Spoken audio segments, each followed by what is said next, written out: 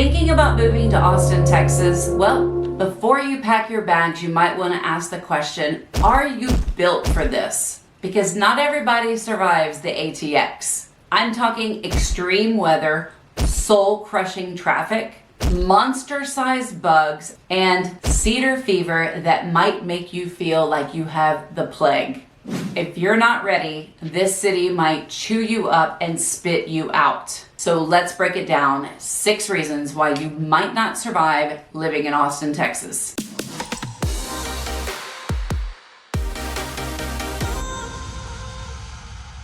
Austin's weather is like a reality TV show. Unpredictable, dramatic, and at times extremely terrifying. One day it's 85 degrees and sunny. The next day you're trapped in the house because of an ice storm. Let's talk about the highlights of surviving Austin's crazy climate. First off, you have the summer heat.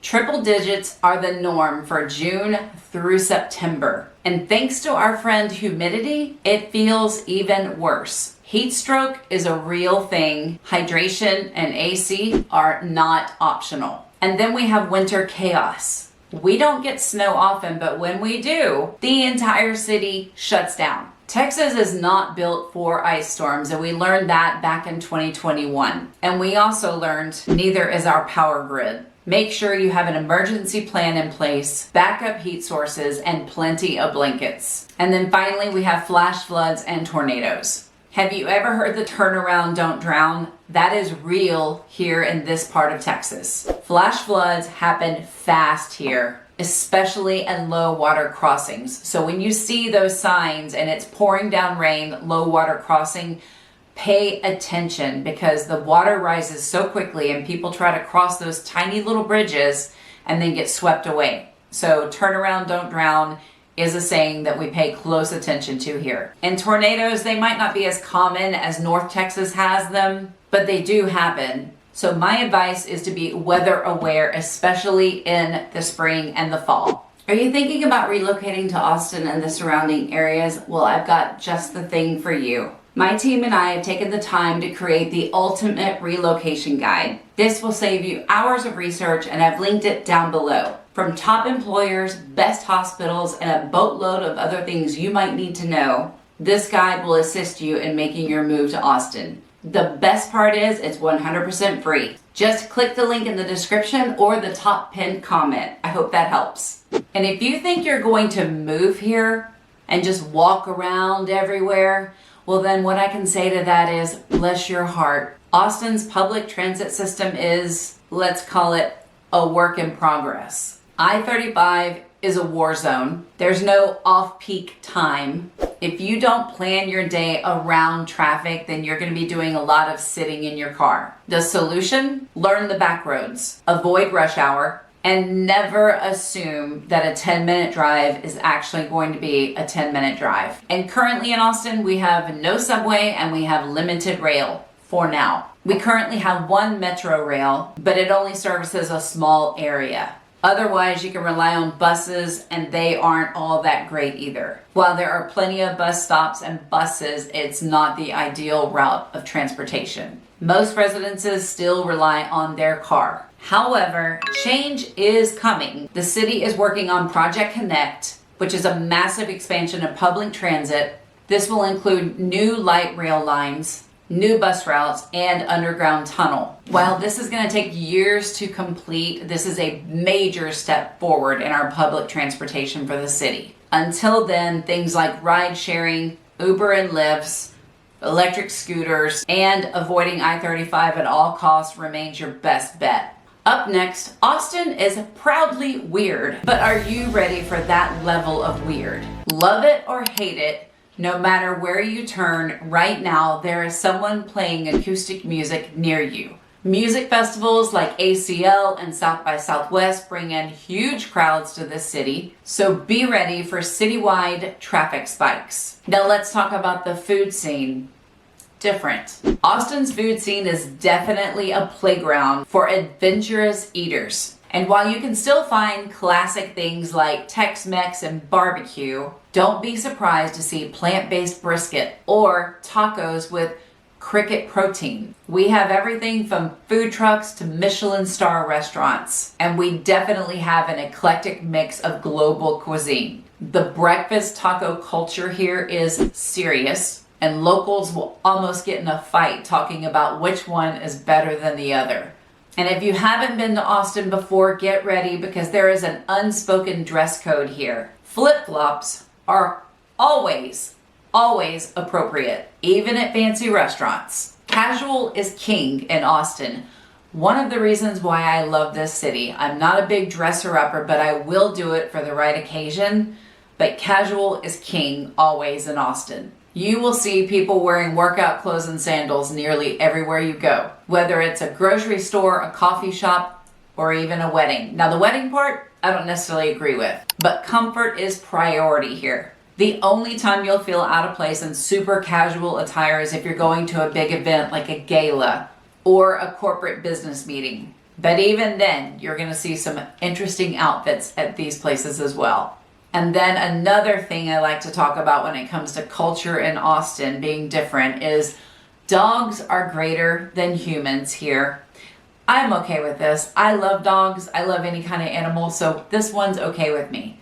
Not so much for other people. Your dog will probably get more attention than you do when you go out. We have dog-friendly patios, breweries, and even offices welcome dogs in many situations. While you're out shopping, the stores accommodate the pets. They have water bowls outside and special treats you can ask for when you go inside. Some places even have a dog menu. It is not uncommon to see dogs at coffee shops, in strollers, on restaurant patios, and even in offices here in Austin. If you're not a dog person, Austin's pet-centric culture might not be for you. This might take some getting used to for yourself. Austin used to be the affordable option to California. Now, still is, but it is changing a little bit. If you're coming here to find cheap housing, let's kind of go through some things to give you a little bit of a reality check. The current median home price in Austin is around the mid 400s. And property taxes are no joke. Prices have steadily increased over the last decade. This is due to Austin's desirability and rapid growth. And in some neighborhoods, finding a home under $500,000 feels nearly impossible. If you're coming here for a more affordable housing option, you might be getting a little bit of sticker shock. Is it possible to still get a home under $500,000? Of course. You're going to spread out a little bit further from the city center to do this, and sometimes in the suburbs. But with Austin's prices creeping up, it's not as affordable as it used to be years ago. If you're renting, you're looking at around $1,500 to $2,000 for a nice one-bedroom apartment, and it can go even higher the closer you get to downtown and those high-rises. If you're hoping to save money by renting before buying, be prepared to compete with an influx of young business professionals, remote workers, students, and the tech professionals. Now, Texas loves to remind people that there's no state income tax, and this is true. But what they don't tell you is utilities and property taxes kind of level set all of this. The state relies heavily on property taxes for funding, which means you'll be paying significantly higher taxes on your home compared to other states. And especially in the summer, the energy bills can be much higher because you're paying to cool down that house in extreme heat scenarios. Now, Austin's booming food scene is incredible, but eating out can really add up fast, and I am totally guilty of this because with all the crazy hours that I work and my husband works, it's so easy at the end of the day to just go out to eat and have somebody take care of you for once and not have to cook. But it does add up quickly. Even groceries have gone up in price, as we all know. While you can find some affordable, great spots still here in Austin, our prices are creeping up to be more like Denver and Seattle. And lastly, let's not forget the hidden costs that a lot of people don't talk about. Think traffic tickets, toll roads, and higher car insurance rates. The longer you live here, the more these things start to stack up. Coming in at number 5, welcome to Texas, where bugs are bigger, bolder, and have zero respect for personal space. Scorpions. If you don't know what they are, look it up. It's awful. Always check your shoes before putting them on. Different spots of Austin are very different from one another. So if you back up to a green belt or a dry area, more than likely you're going to have scorpions. So when you move, check with your neighbor. They'll know, But always check your shoes, check your bed, check towels that have been folded up in a clump for a while. Scorpions love these types of places. And we have flying cockroaches, because crawling ones aren't terrifying enough. Yes, they fly, and yes, they come at you. Now, normally you will see these in the damper times of the year, and we don't get a lot of rain. So when it rains, this is when you're going to see the nice little cockroaches come out. But that's what pest control is all about. And as long as you're taking care of your home, more than likely you won't have this issue inside your home. Fire ants. Step in a pile and you'll regret it. The bites burn and swell up quickly. Snakes, raccoons, and armadillos. Your backyard will probably have these visitors. You just have to deal with it. Armadillos may look cute, but they dig up your yard like a tiny bulldozer. And here's a clip of a little friend that we have on our street right now. This is 2 houses away from my house, and we have a little bitty fox that likes to get up on the roof from trees to scope out his next feast. And I swear, if he touches the cat across the street that I love so much, I'm gonna be devastated. So yes, we have tons of critters here, so be prepared to meet them all.